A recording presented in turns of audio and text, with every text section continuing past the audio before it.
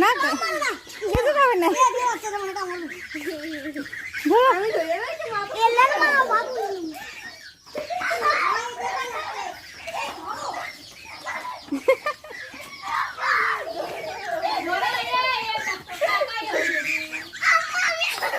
ধরা না এমনি দেখো ধরতে পারবে না না